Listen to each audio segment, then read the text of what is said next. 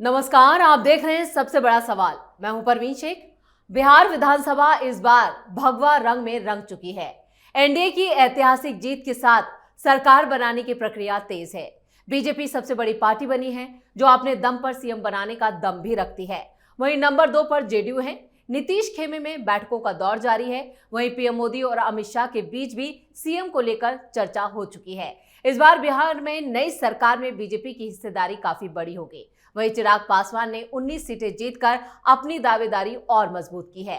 ऐसे में सबसे बड़ा सवाल यह है, क्या सीएम का ताज नीतीश कुमार के सिर ही सजेगा या फिर बीजेपी नए समीकरण पेश कर सकती है? बिहार में क्या होगा नई सरकार का प्रारूप? इस पर चर्चा के लिए स्टूडियो मौजूद हैं कैपिटल टीवी के editor in chief doctor Manish Kumar. Sir, आपका बहुत बहुत स्वागत है। धन्यवाद। एनडीए की ऐतिहासिक जीत और पूरा बिहार विधानसभा इस बार भगवा रंग में रंग गया है, लेकिन इस बार सरकार गठन जो होगा वो उसका प्रारूप क्या होने वाला है? देखिए, ये जो रिजल्ट आया है जी, ये दरअसल भारतीय जनता पार्टी की जीत है। भारतीय जनता पार्टी की जीत का कहने का मतलब ये है कि भारतीय जनता पार्टी की विचारधारा, उनके एजेंडे, उनके संगठन, उनके लीडर्स, उसकी जीत है। आप ये कह सकते हैं कि बिहार की राजनीति में जो कल हुआ है वो हिंदुस्तान में सेकुलर पॉलिटिक्स को उसी तरीके का झटका, उसी तरीके का हथौड़ा लगा है जो 2014 के लोकसभा के चुनाव में प्रधानमंत्री मोदी ने सेकुलर पार्टियों को दिया था। अब इसको गौर से जरा समझिएगा। बिहार में क्या हुआ? अब तक इस तरह का मैंडेट जब आप वहां पे जाते हैं और उस बैकग्राउंड में जब ये चुनाव होता है, बैकग्राउंड क्या है? आज से 4 महीने पहले इलेक्शन की शुरुआत महागठबंधन की तरफ से वक्फ कानून के खिलाफ पटना के गांधी मैदान में एक बड़ी रैली तेजस्वी यादव ने संबोधन करके शुरुआत की थी। आप इस बात को समझिए, वक्फ प्योर मुस्लिम एजेंडा, सारी पार्टियां कोर्ट में, सारे देश में वक्फ को लेकर के बवाल। रिजल्ट क्या आया? तेजस्वी यादव की पार्टी से 1 या 2 मुसलमान जीता है। जहां मुस्लिम इलाका है वहां क्लीन स्वीप कर दिया ओवैसी साहब ने। जी, एजेंडा किसका चला? एजेंडा चला घुसपैठियों का, एजेंडा चला एसआईआर का। कौन खत्म हुआ, कौन बर्बाद हो गया? वो सारी पार्टियां जो इस तरह के मुद्दे पे मुसलमानों को भटकाने, लटकाने का, बहकाने का काम करती थी, ये सब वही बर्बाद हुई है। ये मत समझिए कि कोई सिर्फ ये चुनाव जो है वो 10,000 के ऊपर है। भाई, आपके वोटर्स तो आए नहीं, और वोट की जो संख्या बढ़ी है वो इसीलिए बढ़ी है। पिछली बार वामपंथियों को 20 सीटें आई थी, 1-2 सीटों के ऊपर सीपीआई-एमएल लटक गया, खत्म हो गया। नक्सली चुनाव नहीं जीतेंगे, ये साफ हो गया।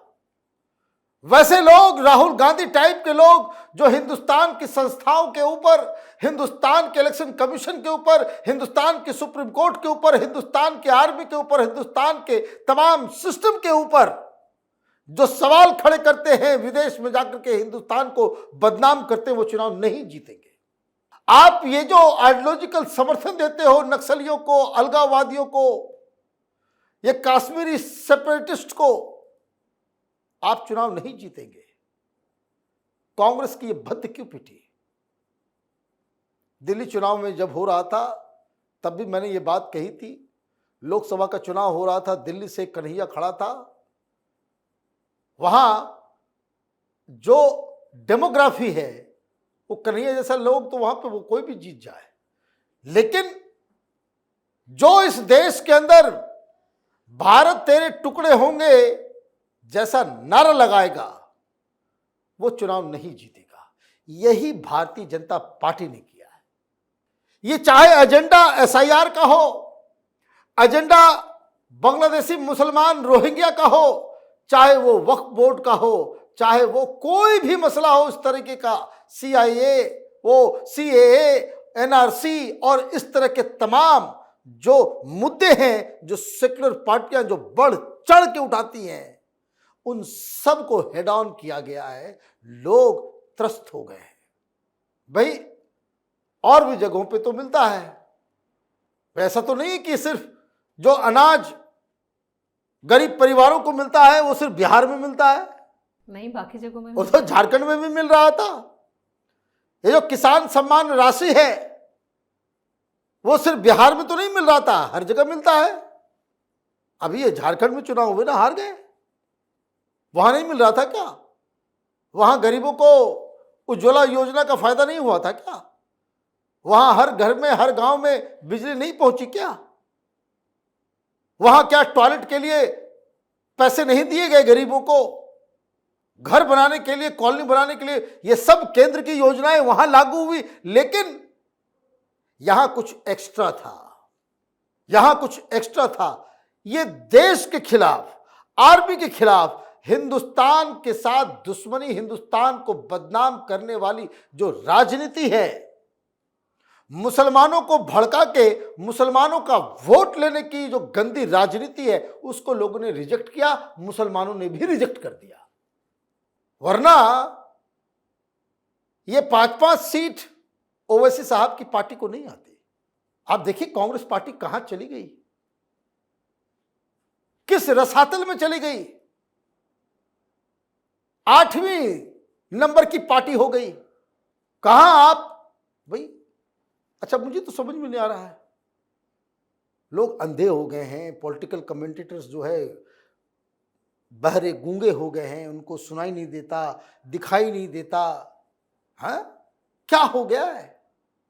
तरह तरह की कहानियां, तरह तरह की बातें। तेजस्वी यादव नंबर 1, वो कहां है? वो सब सर्वे करने वाले, चॉइस नंबर 1। मैंने मूर्खता की कोई पराकाष्ठा। भाई क्यों इस धंधे में हो? जब आप इतने बड़े सुनामी को आप देख नहीं पा रहे हो, तो इसका मतलब है कि आप ग्राउंड में जाकर के अंधे हो, आप देख नहीं पाते, आपको पॉलिटिकल कमेंट्री करने का कोई अधिकार नहीं है। बिल्कुल। और कोई एक बार हो, हर बार ही आपसे ये मिस्टेक होता है। सारे लोग है ना, आप देखिए बहुत सारे यूट्यूबर जो टीवी चैनल से भगाए गए लोग सब है? भाई क्या कर रहे हो? यहां मामला 200 के पार चला गया और आप लगे हुए थे कि नहीं तेजस्वी नंबर 1 है।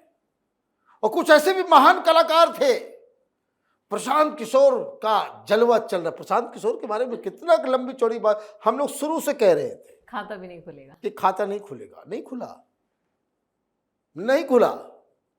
प्राइवेटली भी जब हम लोग मैंने कैमरे बंद होने के बाद भी प्रवीण जी को मैं बता रहा था कि हो तो एक जो है वो गंदा गाना जो गाया, लौंडिया लंदन से लाएंगे, वो अरे भा वो क्या भी नाम, जो वो करगहर से जो प्रशांत किशोर का घर है जहां वो उस कंस्टिट्यूंसी लड़ा है, तो वो शायद वो, अब पता नहीं, अब तो डिटेल देखिएगा, जब तो सारे डाटा वगैरह सब जो है आज शाम तक वो आ जाएंगे कि कितनी कितनी जगहों पे ये तथाकथित प्रशांत किशोर, दुनिया के सबसे बड़े इलेक्शन मैनेजर है ना, उनकी जमानत जब्त हुई है।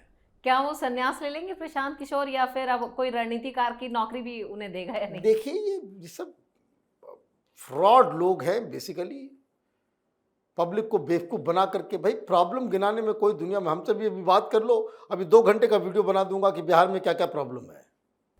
बिल्कुल। लेकिन डॉक्टर साहब, जब अब ये जो सरकार बनने जा रही है उसमें ताजपोशी नीतीश के सर ही सजने वाला है, सीएम का ताज, इसमें कोई डाउट ही नहीं है। इसमें डाउट आया कहां से? डाउट कई जगह खबरें इस तरह की चलाई जा रही है। ये वही फ्रस्ट्रेटेड लोगों का है, फ्रस्ट्रेटेड लोगों का ये कि बीजेपी कुछ यहाँ पर हेरा फेरी। बात समझ लीजिए। 100 बात की एक बात बता देता हूं, बिहार की जनता बड़ी स्मार्ट है। जीत ऐसी है कि नीतीश कुमार अब पलटी मारने लायक भी नहीं बचे। आप कैलकुलेट कर लीजिए, 80-82 के आसपास नीतीश कुमार की सीट है, तो उनको कम से कम 40 सीट चाहिए। ये महागठबंधन ये 28 पे ही निपट गया। कहाँ से लाएंगे 12 सीट? कहाँ से लाएंगे 12 सीट? और बीजेपी अपने कुछ सहयोगियों के साथ और 2-4 ये तो कांग्रेस पार्टी भी टूटेगी, आ जाएंगे सब बीजेपी के अंदर। ये तो एनडीए के अंदर माइनस जेडीयू बहुमत में जा रहे हैं, तो कहाँ पलटेंगे आप? पलटने का कोई स्कोप है क्या? जी। ये कौन ये बहकी बहकी बातें कर रहा है हर जगह कि वो पलट सकते हैं, तो ये हो सकता है, वो हो सकता है। बिहार की जनता ने बहुत ही सटीक मैंडेट दिया है। अब जिम्मेदारी है भारतीय जनता पार्टी की, जिम्मेदारी है नीतीश कुमार की कि अब ये सड़क बन गए, बिजली हो गया, बाकी सारी चीज़ें हो गई, तो अब स्कूल, एजुकेशन, हॉस्पिटल, इन सब को दुरुस्त करें। और इससे भी काम नहीं चलेगा। जब अगली बार आप वोट करने जाएं तो कम से कम आपके अचीवमेंट में, जैसे भी आपके पास बहुत सारा अचीवमेंट, आपने ये किया वो किया, तो उस अचीवमेंट में कम से कम 20-25 बड़ी बड़ी इंडस्ट्री बिहार के अंदर खुल जाए, एग्रो इंडस्ट्री का वहाँ पे इन्वेस्टमेंट हो, वहाँ पे रोजगार के साथ साथ पैसे का फ्लो बढ़े, इकॉनमी ग्रो हो, तब जाकर के विकास मुकम्मल होगा। अभी इंफ्रास्ट्रक्चर तैयार है, अब आगे यही बड़ी चुनौती है। और जिसका हवाला प्रधानमंत्री मोदी ने कल दिया अपने भाषण में, जब उन्होंने कहा कि अब ये सबसे सही समय है। वो दुनिया भर के जो पूंजीपति हैं उनको आह्वान किया कि अब यही सही समय है कि बिहार में आकर के इन्वेस्ट करें। तो इन्वेस्टमेंट लाना पड़ेगा। अब वो कौन ला सकता है, किस तरह के मंत्री चाहिए, किस तरह के डिप्टी सीएम चाहिए, किस तरीके का आपका पूरा कैबिनेट हो, क्योंकि इसमें जो जीत हुई है उसमें बहुत पढ़े लिखे लोग, एक्सपीरियंस लोग, गवर्नेंस को जानने वाले लोग, बहुत सारे इनकम टैक्स कमिश्नर, आईपीएस, इस तरह के प्रोफेशनल्स, इस तरह के लोग जो हैं वहाँ जीत के आए हैं। तो बीजेपी को भी वो प्रायोरिटी सेट करना होगा और उस तरीके को, ये लुंज पुंज तरीके का वो जो ढीला ढाला मंत्री जो आपने पहले बना रखा था, उन लोगों के साथ वो किस लिए भाई, एक इस जाति का भी होना चाहिए। वो कास्ट कॉम्बिनेशन अगर आप बनाएंगे तो बिहार का भला नहीं होगा। प्रोफेशनल्स को अगर आप मौके देंगे तो बिहार के अंदर इन्वेस्टमेंट भी आएगा और रियल सेंस में विकास भी होगा। डॉक्टर साहब, इस तमाम जानकारी के लिए और सटीक विश्लेषण के लिए आपका बहुत बहुत धन्यवाद। धन्यवाद। तो बिहार में नई सरकार का गठन और प्रारूप क्या होगा, इसमें सबसे बड़ी भूमिका अमित शाह और पीएम मोदी की होने वाली है, इससे इनकार नहीं किया जा सकता। 1 से 2 दिन में बिहार में नई सरकार की तस्वीर पूरी तरह साफ हो जाएगी, जिसमें नीतीश क्या, उनकी क्या भागीदारी है, इसका फैसला भी मोदी शाह के ही हाथों में है। लेकिन सीएम का जो ताज है वो नीतीश के ही सिर सजने वाला है। लेकिन अभी कई सारी मीटिंग्स होनी है और उसके बाद बिहार की नई सरकार की जो तस्वीर है वो लगभग साफ हो जाएगी। इस खास शो में इतना ही। वीडियो कैसा लगा कमेंट करके अपनी राय जरूर दें। वीडियो को लाइक करें, शेयर करें और कैपिटल टीवी को सब्सक्राइब जरूर करें। धन्यवाद।